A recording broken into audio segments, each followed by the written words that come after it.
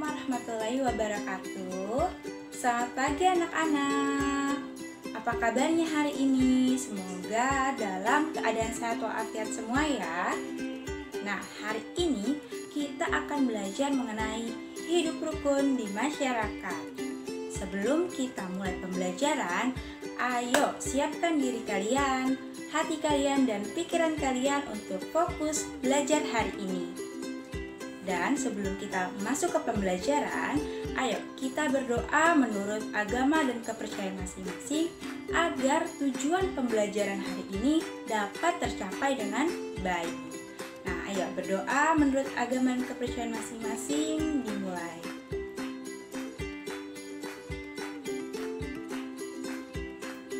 Berdoa selesai. Yuk kita belajar. Nah, hari ini kan kita akan belajar mengenai hidup rukun di masyarakat. Tentunya kalian bertanya-tanya kan, kenapa kita harus belajar mengenai hidup rukun di masyarakat? Baik, akan Ibu jelaskan. Jadi, setelah kalian belajar mengenai hidup rukun di masyarakat, yang Ibu harapkan dari kalian adalah agar kalian dapat memahami pentingnya dari hidup rukun di masyarakat. Lalu kalian dapat menunjukkan sikap atau keinginan untuk hidup rukun di masyarakat. Dan juga tentunya yang Ibu harapkan agar kalian mampu menerapkan hidup rukun itu di dalam masyarakat. Oke? Sebagai makhluk sosial, manusia membutuhkan manusia lainnya dalam hidup. Sama halnya seperti kita yang membutuhkan tetangga dalam hidup bermasyarakat.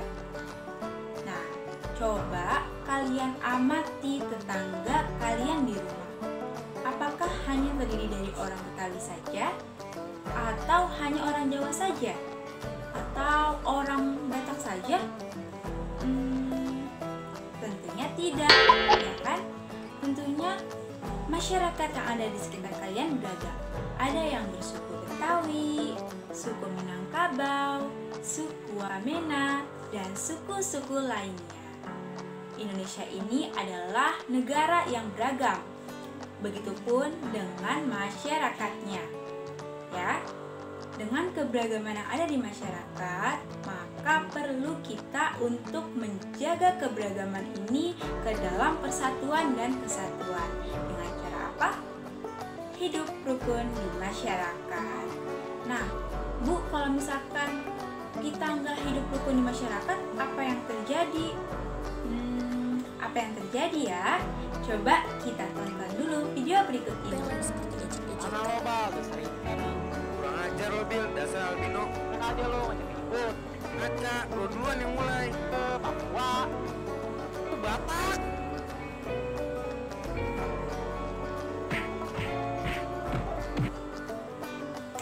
Baik, coba setelah kalian melihat video yang telah Ibu tayangkan tadi, apa yang terjadi ketika salah satu dari kalian berusaha untuk mengejek atau menjatuhkan suku yang lainnya? Apa? Ya, perselisihan di masyarakat. Tidak hanya perselisihan di masyarakat saja, pertengkaran di masyarakat bisa menimbulkan bencana yang lebih besar, yaitu perpecahan di Indonesia.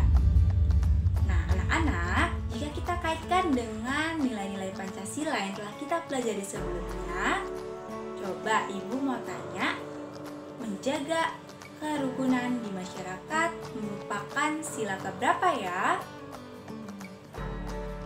Keberapa? Betul, 3 ya anak-anak, persatuan Indonesia. Nah, jadi bangsa Indonesia yang beragam ini perlu kita jaga agar tetap menjadi persatuan Indonesia dengan apa tadi? Hidup rukun di masyarakat. Lalu, bagaimana caranya kita hidup rukun? Nah, yang pertama adalah berteman dengan siapa saja. Jadi anak-anak, ketika kita berteman di lingkungan masyarakat kita, nah, apakah boleh jika Alisa hanya ingin bermain dengan orang-orang yang berkulit putih saja? Atau Indah hanya ingin bermain dengan orang-orang yang bersuku Jawa? atau juga Alifa yang hanya ingin bermain dengan orang-orang bersuku Sunda. Apakah boleh? Tentu tidak. Kita harus berteman dengan siapa saja tanpa memandang suku, agama, ras, maupun antar golongan. Dengan kita bermain bersama dengan teman-teman yang beragam, maka akan terjalin kasih sayang, saling menghargai, menghormati, ya, sehingga hidup rukun pun tercapai. Selanjutnya, lingkungan yang ada di masyarakat adalah lingkungan milik bersama.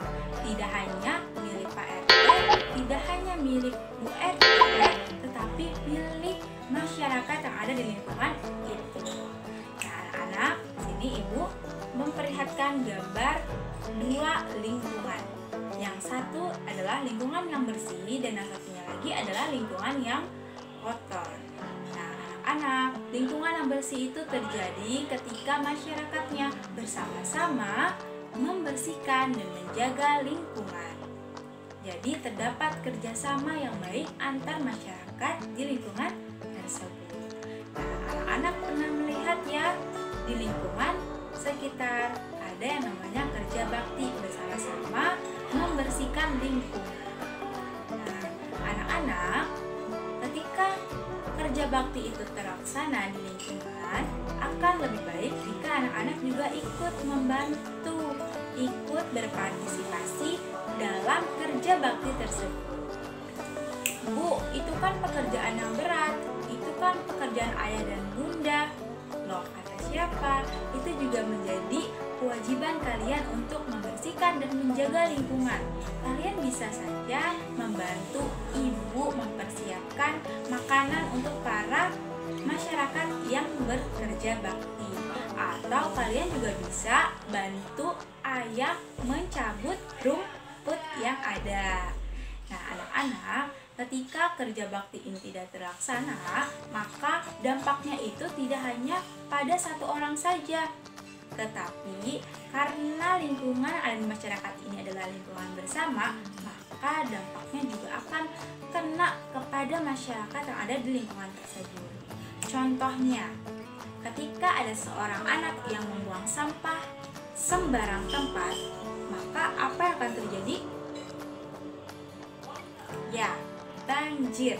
Apakah yang terkena banjir anak tersebut saja?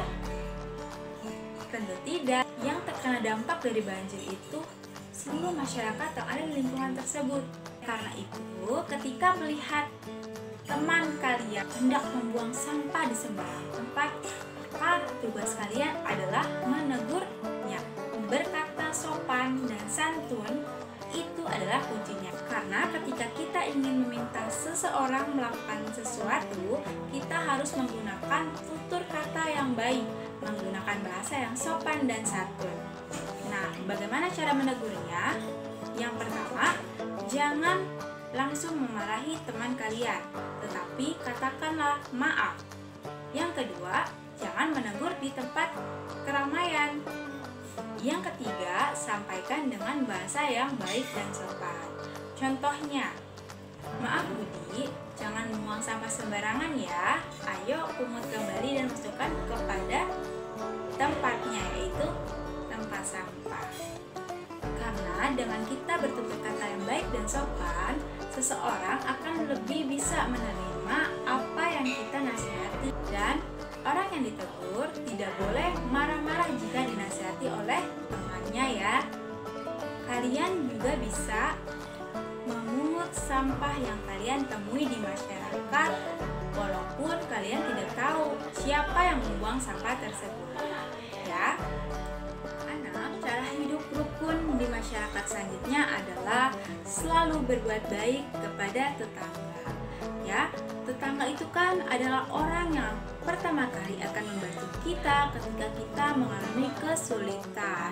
Oleh karena itu, kita pun juga harus berbuat baik kepada tetangga agar tetangga ini mau membantu kita ketika kita mengalami kesulitan, ya. Nah, bagaimana cara kita berbuat baiknya? Oke, yang pertama adalah saling tolong menolong. Lalu yang kedua adalah menjenguk tetangga yang sedang sakit. Lalu yang ketiga adalah tidak berisik ketika tetangga sedang beribadah. Seperti itu anak-anak. Sehingga manfaat dari hidup rukun di masyarakat yaitu terjalinnya hubungan yang harmonis di antara masyarakat sehingga kehidupan bermasyarakat menjadi tentram dan damai karena adanya rasa saling memahami dan mengasihi antar sesamanya. Selain itu, dengan hidup rukun di masyarakat, pekerjaan yang besar akan terasa ringan dan cepat selesai, seperti hanya tadi kerja bakti di lingkungan masyarakat. Dan juga tentunya akan mempererat tali persaudaraan antar masyarakat di lingkungan. Dan yang paling penting dari hidup rukun di masyarakat yaitu tercegahnya perpecahan bangsa Indonesia. Oleh karena itu, mari kita jaga persatuan Indonesia dengan hidup rukun di masyarakat. Demikian yang dapat Ibu sampaikan hari ini. Semoga pembelajaran hari ini dapat bermanfaat bagi kita semua. Terima kasih anak-anak atas waktu dan fokusnya pada pembelajaran kali ini. Ingat, hidup rukun adalah kunci persatuan bangsa Indonesia.